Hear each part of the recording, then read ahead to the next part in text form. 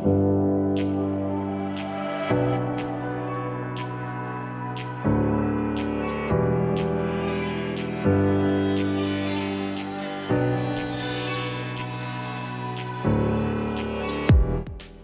and welcome to Inside the Majors.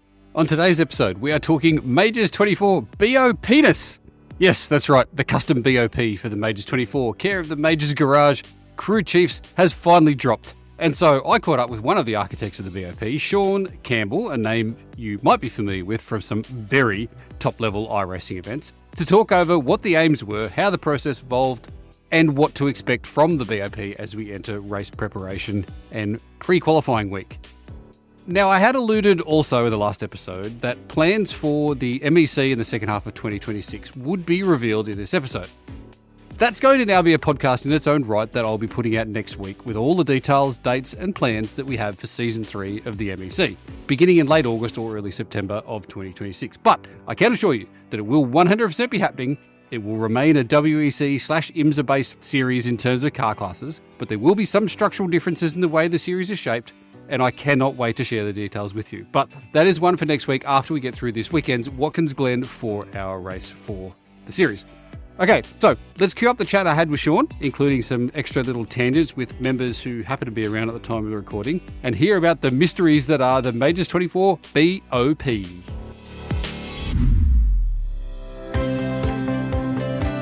G'day everyone, Richard here, co-founder of SuitSpeed. Chris and I started this business to create the best sim racing glove, one that's lightweight, breathable and super grippy. We have a range of clean motorsport-inspired designs and most importantly, they're great value, shipped right to your door almost anywhere in the world. We love the guys at Majors and we're proud supporters of the MEC. When you buy your gloves at suitspeed.com, make sure you use the discount code MAJORS at checkout for 10% off. See you on track.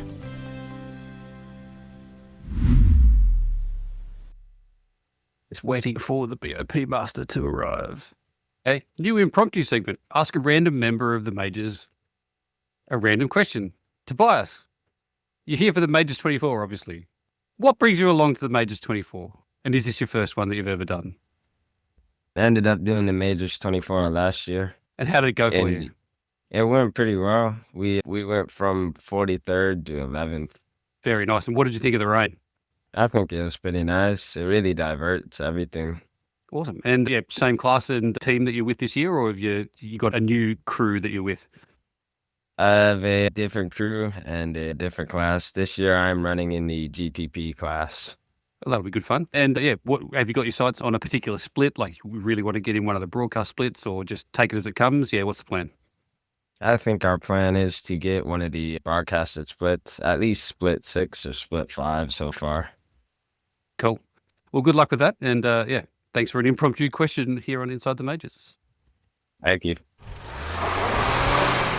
So joining us today on the podcast, we have one of the chief balance of performance drivers, engineers, victims, if you like, from the Majors 24 this year, Sean Campbell. Sean, welcome back to the podcast. This is the second time that you've been on the podcast after we had a chat after one of your wins in the MEC last season. Yeah, thanks for coming on today to talk all things BOP. It's nice to be back. It's been a while. Now, we've got quite a few questions that we're going to go through today. We're not going to go through the which car got how much power or weight or whatever with this. There'll be a table that'll be released along with this podcast. So if you're interested for that, there'll be a link in the show notes. But I suppose the first question that I need to ask you about balance of performance this year is just how many freaking laps have you done around Le Mans in the last couple of months? I could go get the exact number, but it feels like a lot. It's probably not as many as other tracks because it's so big, but it's definitely a lot. Now, this has not been a 5-minute process, which I've been reassuring people in the Discord that this isn't just I did 3 laps and, maybe this or tweak it that. Just when did you start the process for this? So my original plan for this started as soon as the patch happened where iRacing added the power or weight reduction and power increase. I was already like, ooh, I've got plans now. And so it's been slow cooking since whenever they added it. I guess that was the start of April or probably more like the start of May. It's just like around that, basically. So it's been a little while. And what was the planning like ahead of time? Once the decision was made, yes, we're going to do a custom BOP, what was the process that you started? Because obviously it's not just, I'll jump in the car and see what it feels like. What was the what was the pre-planning that you needed to do before you started?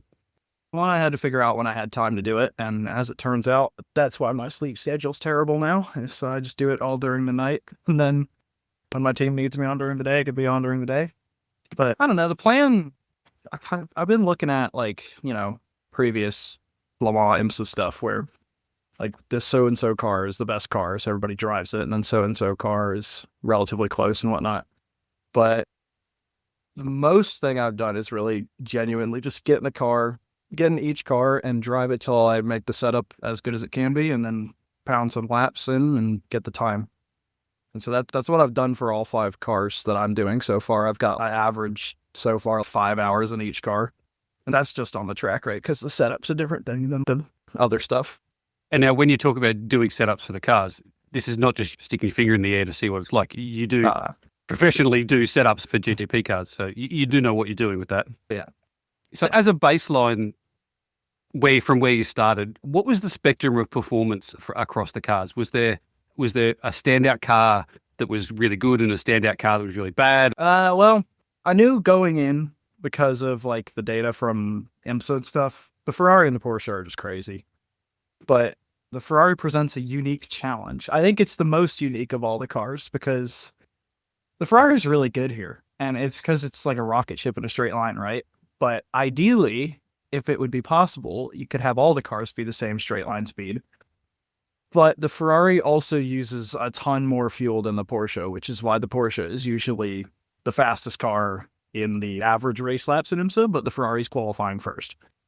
And so that's a challenge. I think fuel's probably going to be the biggest challenge, honestly, because when you take fuel out, the car gets lighter, so you have to add more weight and then test that and whatnot, right? Yeah, the Ferrari and the Porsche were the 2 fastest cars by a pretty decent margin. And then I've never seen anybody drive the Acura at this track since it was really good. So that was a discovery. It's not bad. It's pretty good. But yeah, those 2 cars present the most interesting challenge with the BOP. But I think everything seems to be pretty close now. The ultimate goal is to have the achievable lap times the same in all of the cars. But as you just mentioned there, some cars are still going to have inherent strengths or weaknesses in various areas. Will that still remain the case? I think it might switch around. Like I've noticed in my BOP, the Ferrari is the slowest in a straight line, but it's only because it accelerates the slowest. It actually gets up to the same top speed as the rest of the cars. So it's like past the halfway point down the straight, it starts becoming a rocket ship again.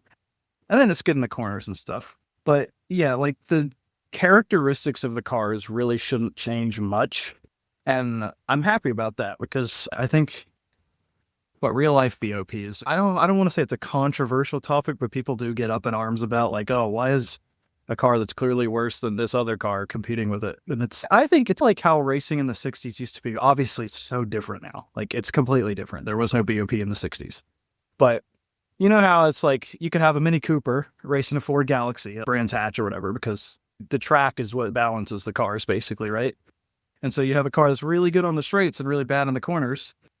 And I think that is what modern BOP kind of does. It's like artificial 60s sports car racing. And so I actually have a fondness to it. I think it's pretty fun if it's if artificial. But what it means is you get to the straights and the Aston Valkyrie in real life rockets off into the distance, and you get to the Porsche curves and the Cadillac catches all the way back up. And so you get interesting racing from it. And that's what I want to achieve with the BOP for Majors 24. I just want to achieve that with the BOP for everything. But all the cars should have an advantage and a disadvantage, but all end up producing the same average lap time. Some drivers that don't have your level of skill, and for anybody that isn't aware, Sean is the absolute definition of an alien on iRacing. But people that are not quite at your level or a long way from your level, are they going to also be able to extract basically the same amount of lap time out of each of the cars? Or is some cars still going to be harder to drive than others in certain respects for those of us with less talent? I think that is something that I definitely am take into account. Is the Porsche and the Ferrari are really easy to drive compared to the Acura. But I think the ultimate goal is any skill level. It should just be a preference option, right? It should be a preference option in split 1 on what car you want to drive, and it should be a preference option in split 10. And they should still be a little different. And maybe the easiest car should be barely slower than the others so that there's an incentive to try and branch out. But I also don't want to see no Porsches in the grid because it's objectively slower, Now, your role with the BOP has been largely focused on the GTPs. There is going to be some tweaks to the LMP2 that you've been involved with as well. But how has the performance between the classes been factored into the process? And I suppose now's a good time to also, I'd like to shout out Fede, Jérémy, Tim, Alex, Miguel, and Fabrizio for all of the work that they've been doing across GT3s and LMP2s and everything that they've contributed as well. But yeah, how has the interaction between the classes been factored into the BOP? So that was actually, I was a little worried about that a while ago before I really got into doing this. It was in real life, the IMSA LMP2s are a bit of a nuisance. And in WEC, they're a little different. In WEC, they have about 4%-ish more horsepower than they do in IMSA, and they weigh 20-ish kilograms more.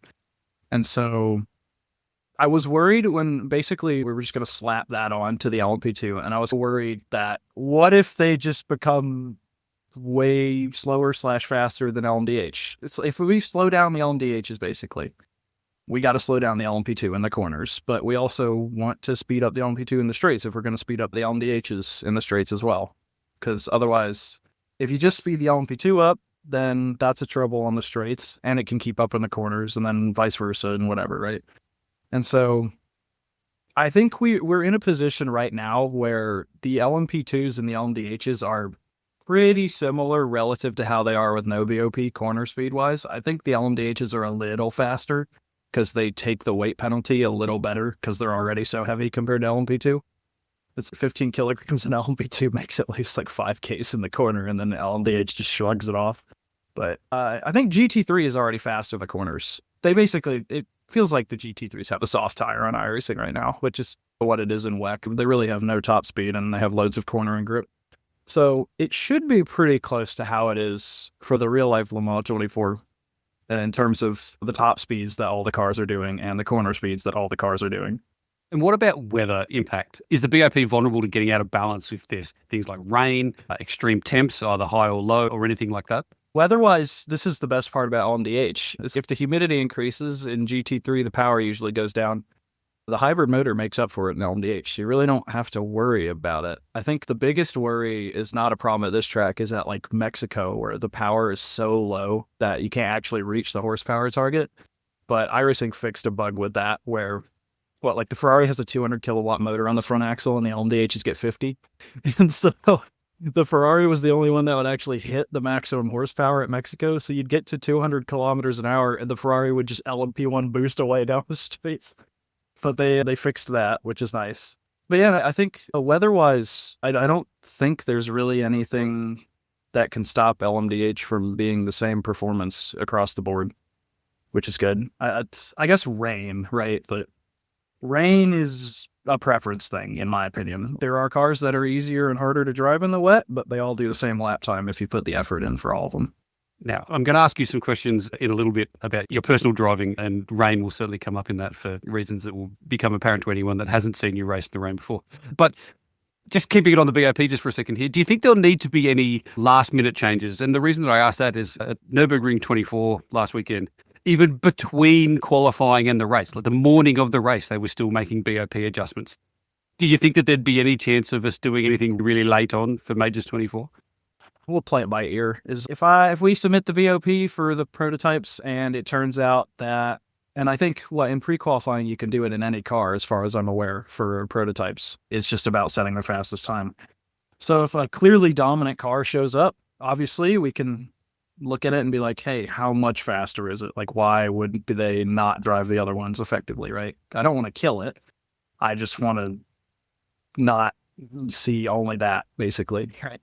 Yeah, and from personal experience a couple of years ago when the Acura was the go-to car, I spent $42 on extra pre-queue attempts trying to get into a broadcast split in the Cadillac, and then bought the Acura and did one run in it and was immediately a second faster than I had been in the Cadillac after trying for a week. And so I suppose it's trying to, if something like that appears that wasn't known or anticipated, it's about fixing that, isn't it? It's not about like you said, deliberately nerfing a car out of existence. It's just about if we do find that anomaly that wasn't really expected.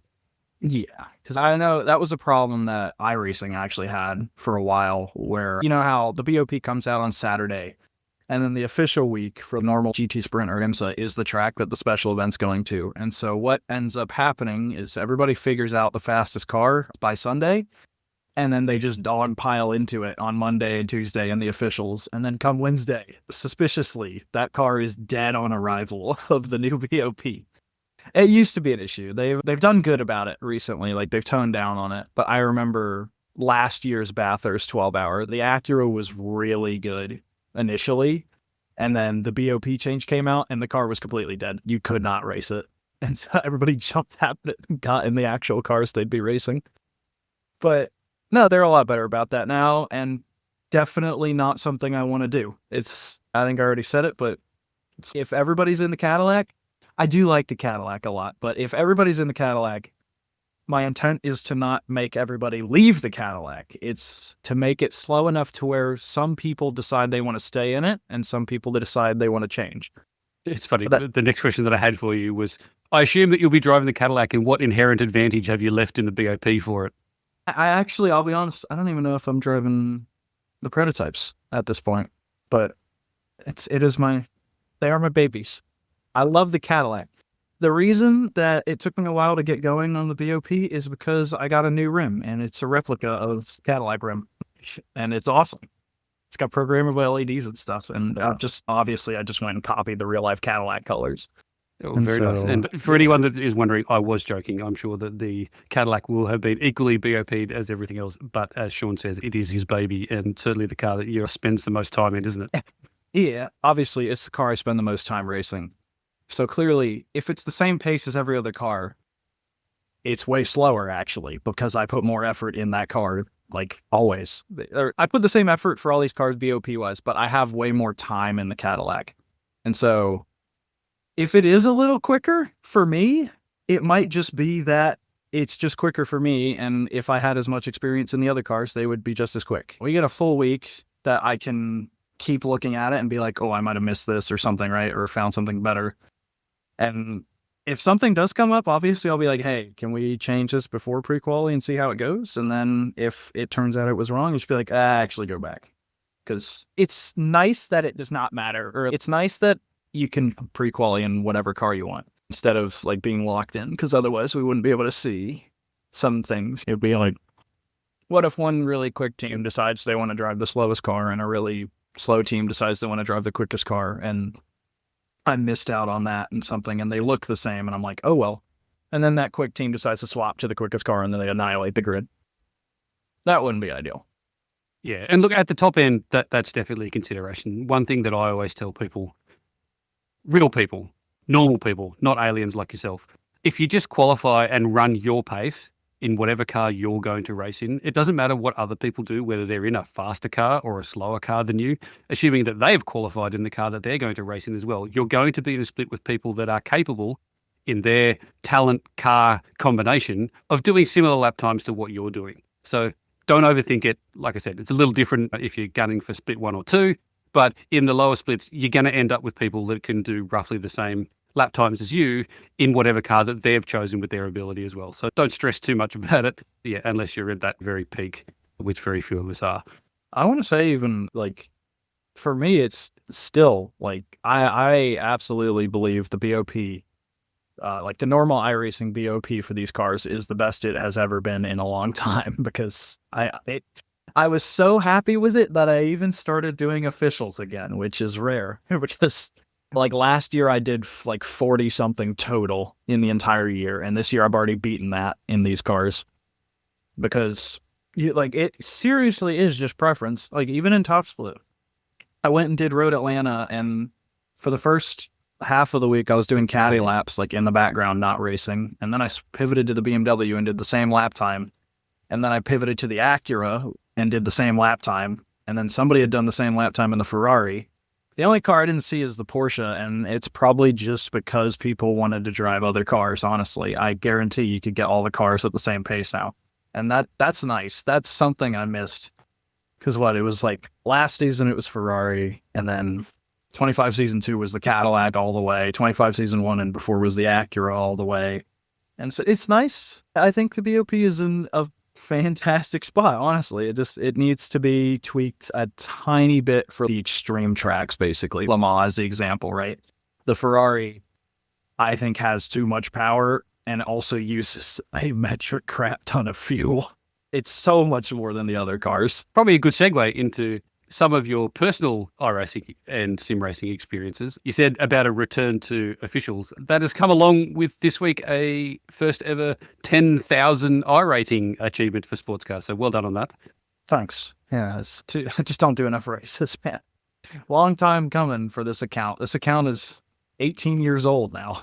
And for anyone that's interested in those 41 sports car races that Sean has done this year, 23 wins, leading half of the laps. That's and pretty good. Scoring more points on average per race than I normally score in a season.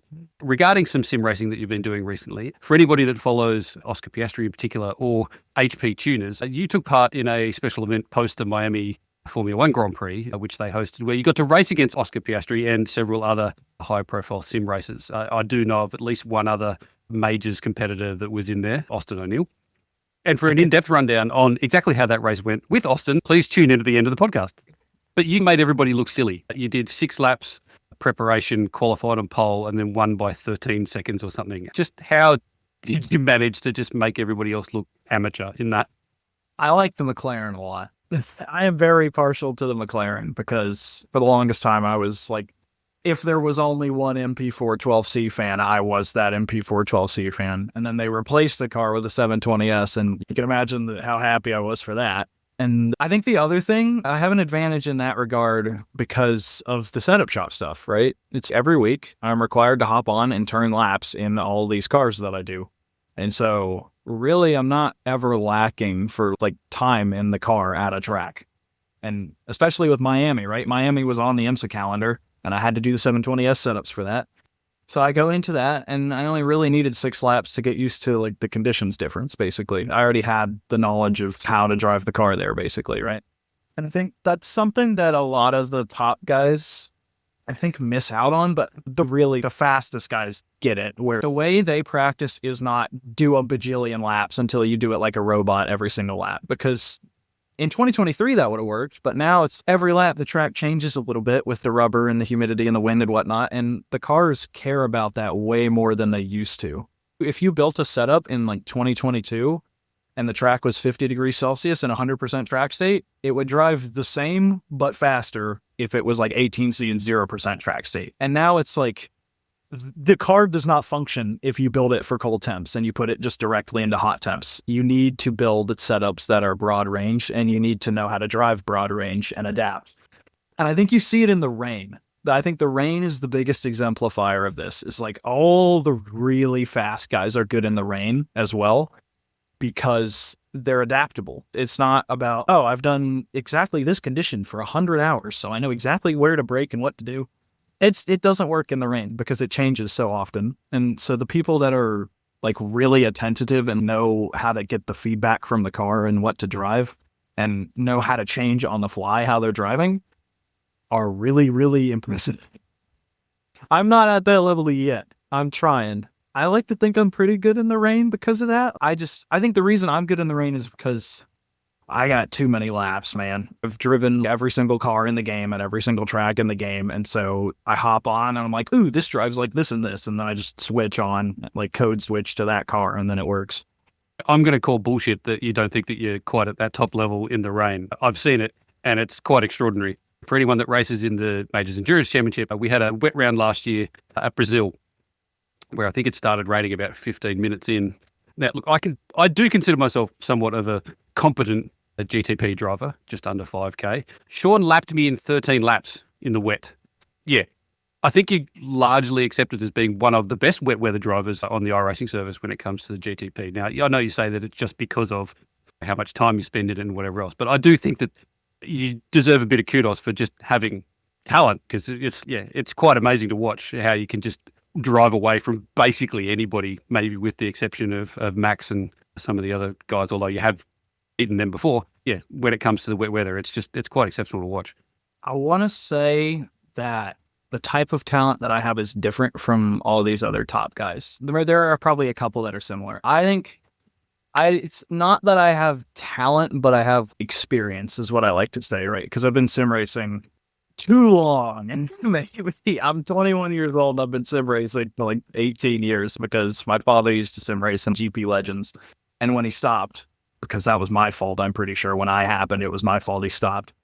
Apparently he was pretty good at it, but he kept all his stuff, right? So I have still the box for GP Legends and NR 2003 in this room. And I can't fire them up anymore because I don't have a disc reader, but I played the crap out of that as a kid. Those were my first games. And so I live and breathe the iRacing physics engine.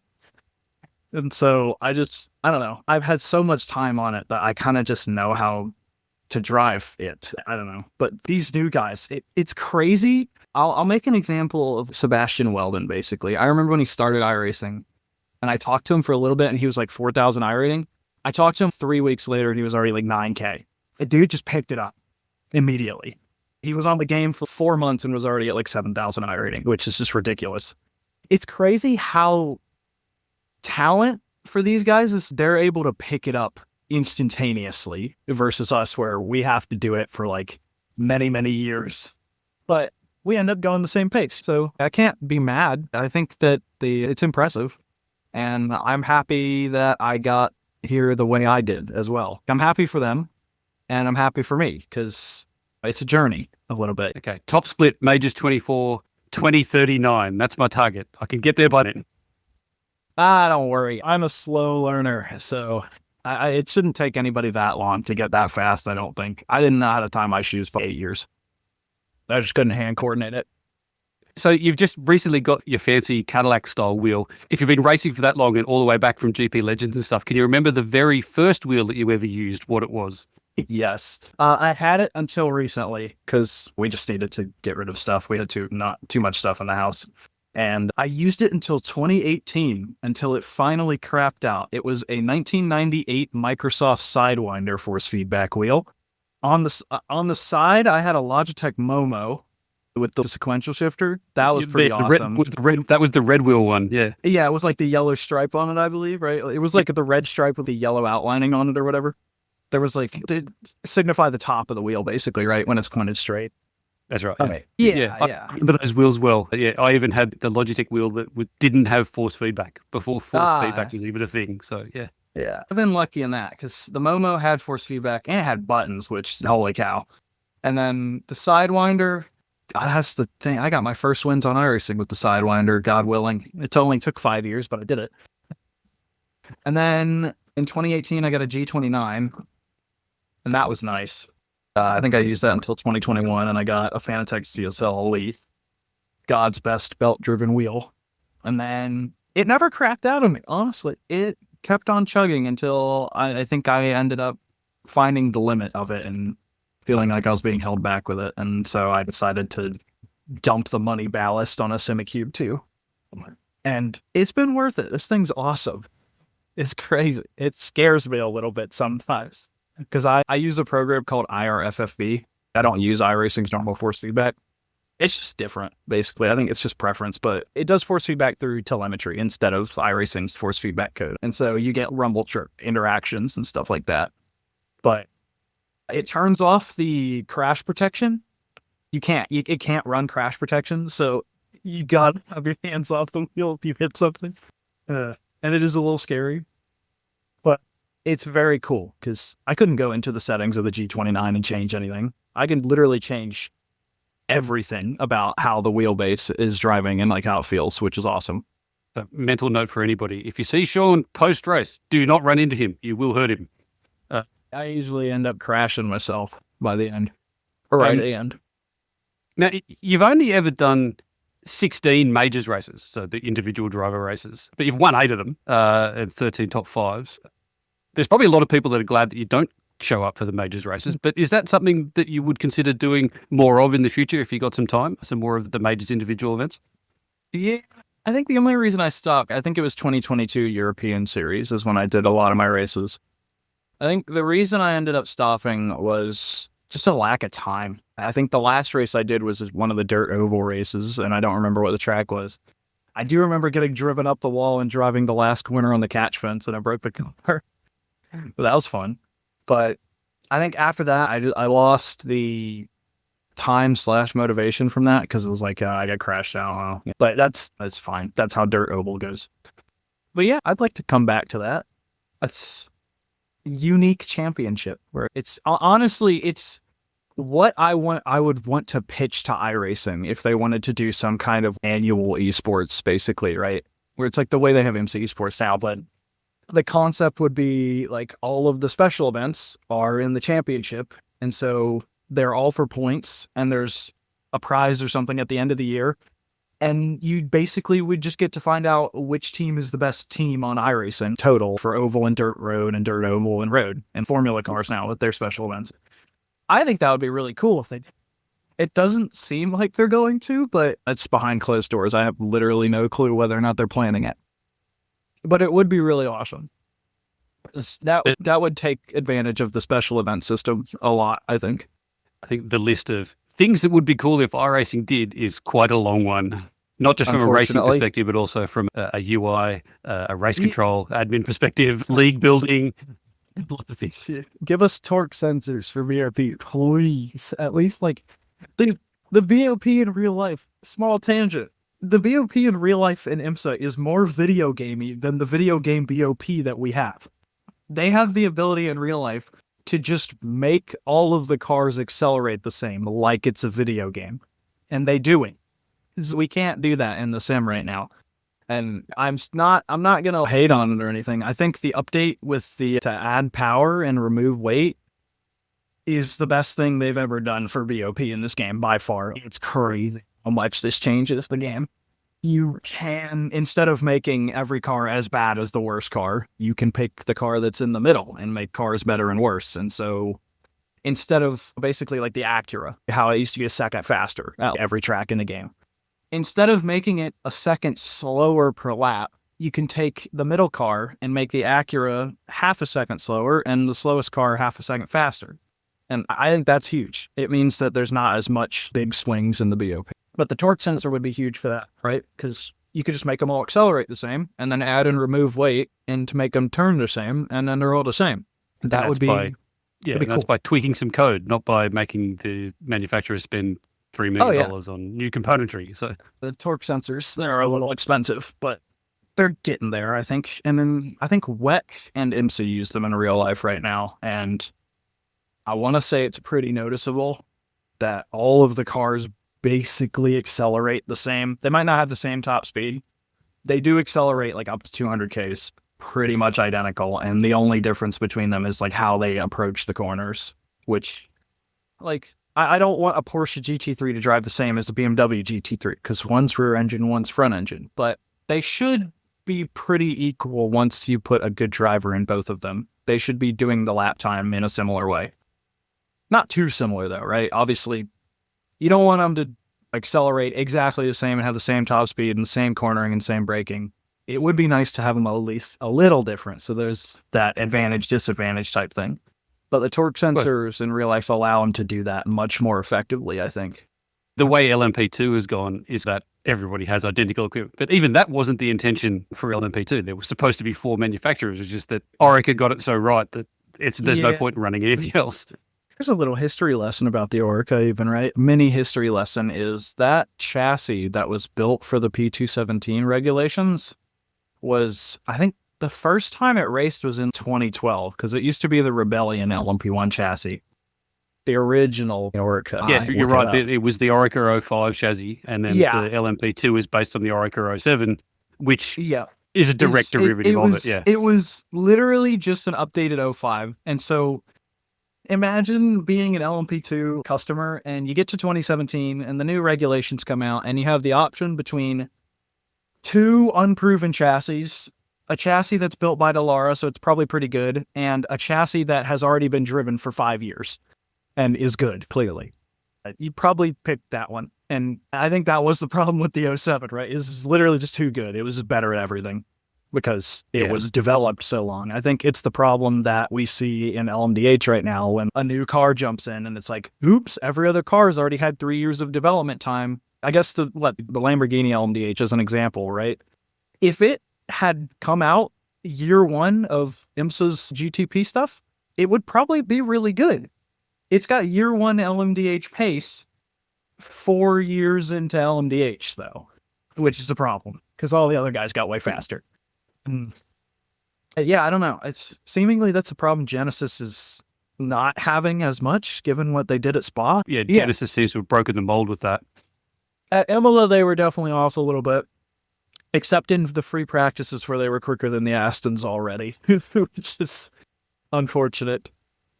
But it's good for them. It's a brand new car, and they're quick already, which is great. It means that you aren't screwed if you come late to the party, effectively. And hopefully the McLaren and the Ford follow that as well. Since we're talking real-world racing, have you ever done anything on a real track, real car, anything like that? Well, in 2023, I did Skip Barber Racing School, and so I got to drive around Road Atlanta in a Mustang, which was cool. But no racing stuff. That was my first and only time on a racetrack.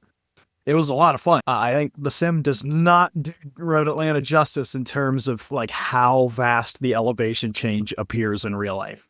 I think everybody says that though, right? So you see it on a camera, it's like, it's steeper in real life, and they go, yeah, right. And then you go and you're like, holy crap. You climb like a 7-story building from the bottom of the S's to the exit. It's crazy. Yeah, I think there's a few circuits around the world that are like that. Road Atlanta's one, Bathurst is another. Even around the Nordschleife, going up the hill, what I term the back straight, people don't realize just how far up you're going. I think Nords has almost 1,000 feet, right, between the lowest and the highest point on the track. And it really doesn't seem like it when you drive the sim. It seems like you're just going up and down a little bit. Obviously, You see, you go way down a foxhole and compression and whatnot, and then way up when you get to the top of the carousel and stuff. But it doesn't feel like 1,000 feet. Yeah, so the elevation change at Bathurst is 570 feet, so 174 meters. Although that is over a much shorter distance than the Nordschleife. Nordschleife is 20 kilometers, and it's about twice as much as Bathurst, which is not 20 kilometers. Yeah, and you're absolutely right. It's 1,050 feet. Jeez. Elevation change at the Nordschleife, which is 320 meters. Now I'm curious what Road Atlanta's is. Now I'm curious what Laguna's. Okay, I'll look up Road Atlanta and then I'll stop. Okay. Next week on Know Your Circuit Elevation podcast. Yeah. Yeah. Apparently it's like around, it says 80 feet, but it sure doesn't feel like it. Oh, wait a minute. 38 meters. Yeah, that's about 80 feet. 124 feet. That sounds better. Yeah. Yeah. That sounds about right. Yeah. You definitely go up and down a fair bit. Yeah. Look, it is definitely one of the things that obviously even people with active motion rigs, it just can't quite give you that sensation in any form of sim racing. I'd suggest probably even the absolute top end Formula One simulations probably can't give the exact feeling of it. I will say though, from the Skip Barber thing, I don't really remember the driving of the track being like that extreme. Yeah, you go up and down the hills and stuff. But it didn't feel like you were cleared for takeoff, basically, when you came out of the S's or were going down into turn 10. But walking the track, you get an appreciation for how steep it is and like how off or on camber the corner is when you walk it. And you're like, holy cow, I have to stand at like a 20-degree angle here, otherwise I'll fall over. Yeah, definitely. Mindful of time, so I will bring it back to sim racing here just for a second. Whilst we're still talking about you and your career, and obviously I've mentioned you're at 10,000 I rating at the moment, and obviously you're always competing in top splits of everything. What would be your targets for the future in sim racing for your, and I'm doing air quotes here, but for your career, if you can manage to make a career out of it? What would you want to get out of sim racing? What does the future look like for Sean? I guess I rating wise, I don't know, probably like enough to be safe. Because right now, one of the other reasons I'm back on iRating grind is because 10K isn't even safe anymore for top split. It's crazy. PESC today, like the qualifiers for PESC today, the SOF in the big time slot was exactly 10,000 iRating in like a 30 car grid, which is ridiculous. That's the highest I've ever seen for a non-special event. But for Sebring 12 hour, that's the highest I've ever seen ever in iRacing. The GTP SOF was 10,278. And we were the last car in barely. Our team car did not make it in. and they had an average like 9,800 I rating. So the fact that they didn't make it in is ridiculous. But yeah, that's why I'm back doing officials. And so ideally, I think to be really safe with whoever I drive with, I probably need to get to 11.5. But that's only 1,500, right? It's just 1,500 I rating, guys. But yeah, it's also fun. I forgot how fun it was to do officials. It's a little bit of an oxymoron when you get to really high I rating, where it's like, I want to jump in and get the I rating and not have to race anybody because I might lose I rating if I lose to them. But I also don't want to be bored out of my mind and I want to race people. And I had one of those on Sunday where it was like, I qualified second and I had to chase the guy down and jump him in the pit lane. And that was awesome. But holy cow, the pressure to not lose I rating is crazy. That was my last race of the day. I was like, okay, I think I'm going to call it for today. Have you ever thought about going down the Smurf account route so that you could just race with freedom? I don't know. I don't believe in the Smurf account stuff personally. I feel like if you're good enough to have that I rating, you're good enough to win in whatever car you want to drive as long as you practice enough. So you might as well just do that. That saves the trouble for everybody else. It's either as a Smurf account, you're lowering the strength of field so everybody else gains less. You're racing like you have nothing to lose because you're on an account that has nothing to lose. Or you're starting in last and not qualifying and then trying to drive through the grid, which, like, what if you kill somebody doing that, basically, right? That's not helpful either. As somebody that spent the week doing rookie mini stocks at Charlotte, being killed is just part of the process in officials. Yeah, and for the experience. That's just how it goes for the rest of us mere mortals on a very regular, multiple times a week basis. Look, Sean, it's been great to hear what you've been doing around BOP for the Majors 24. As I said, in the show notes, there'll be a link to the BOP tables that you and the rest of the crew that I mentioned before have been working on. So thank you for all of your time and efforts into all of that. Congratulations on what you've been doing in iRacing all of your many years. All of your years, as it sounds like you were almost born into the sim. But came out power sliding, dude. Yeah, and also, look, thanks for, as somebody that uses them, for the work you do in the setups for Majors Garage as well. I am a predominantly GTP prototype driver, so I really do appreciate the setups that you provide for us through that service as well. Yeah, thank you for all of that. Good luck for the Majors 24 for you and your team. And yeah, thanks for coming on Inside the Majors. Thanks for having me.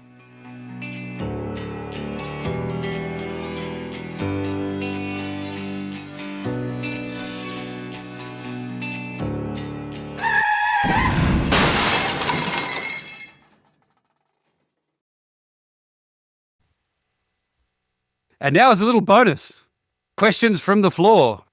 Austin. I don't know if this is a question or not, but when you did the HP Tuners race at Miami a couple weeks ago, I spent 500 laps trying to beat you and somebody else in second. I don't remember what their name was. And you went out there and did it in 6 laps. I haven't recovered from that yet, and I don't know how you did that. It's because I really like the McLaren. I'm like, I also really like Miami. In F1, I get the hate for Miami. Outside of F1, I don't get the hate. I think it's a good track. It's a little flat, but it's got good corners and stuff on it. And when that came out, I did a bunch of laps in GT3 fixed on week 1. Lo and behold, we get to this race. It's GT3 fixed at Miami. Yeah. No, I bought the track to do it, and I thought I would hate it. It was a lot of fun. It definitely changed my opinion about it, but I think curves were different. Yeah. I think we all do, though. It's like having to take that stupidest line, one of the stupidest lines in the game through turn 2, where you're just like, yep, you just fully clobber it and the car doesn't care at all. That's a little silly. I wasn't as good as you guys. I had pace, like in the time attack stuff, like trying to get qualified in, and then I probably just woke up wrong on race day and just sucked. When it came to qualifying and put myself like in the packs, like there's a screenshot I have somewhere of, you can't see it's nighttime, but we're like 7 wide into 1, and I'm in the middle of it. I didn't come out alive. There was somebody behind me. I had to get off the brake into turn 1. There was a car behind me that came flying into turn. But I think that definitely knocked a lot of us loose there. I was not expecting the conditions to change. I thought it was going to be hot. I thought it was going to be a certain time of day. 4 a.m. for the race instead of 12 p.m. Qualifying as well. I swear to God, qualifying, the wind must have changed for something. Turn one and what's the other one? As you go through the S's, it's the two hairpins basically. The turn one hairpin, and then you go through the S's, then you go to the back straight, and there's that next hairpin. I completely missed both of those on lap 1, and so I backed it way up on lap 2. I was like, why is it driving so different on a static session? And then 4 a.m. happened, and we all switched to the endurance lights. That was funny. Yeah. That was really disappointing as somebody that was watching, because suddenly it's just like, what's going on? I was annoyed by that. Honestly, I was like, why are we doing this at 4 a.m.? This is a broadcast. What's the point? You might as well not broadcast it. Yeah, I got on the grid, and you saw the same thing, too. I was looking at race laps, and it was 127 degrees at 4 a.m. And I just watched it as the race went down. The track freaked out. That's why you don't change in a static session. Or that's why you don't use time acceleration. Because the dynamic track freaks out when you do that stuff. It went from, for metric, right? It was 54 degrees Celsius in practice and qualifying. And in the race, it was also 54 degrees Celsius at 4 a.m. Before we even went green, the track was down to 42 degrees. It was freaking out. It was like, holy cow. Yeah, that was something else. But yeah, it was horrible for me. The highlight for me was I got crashed in turn 1 on lap 2. And then I think Oscar got crashed too, and he was way behind the field. And I just parked it behind him and was just hanging out. And I'm like, I'm not going to get anything. It doesn't pay to drive through the field. So I'll just hang out back here and have a good time. So, have you received your signed cartridge cover or whatever the fuck it was? Apparently it got shipped today. Like, it's on the way. We all saw it get signed. He was literally there signing it at the end on the video.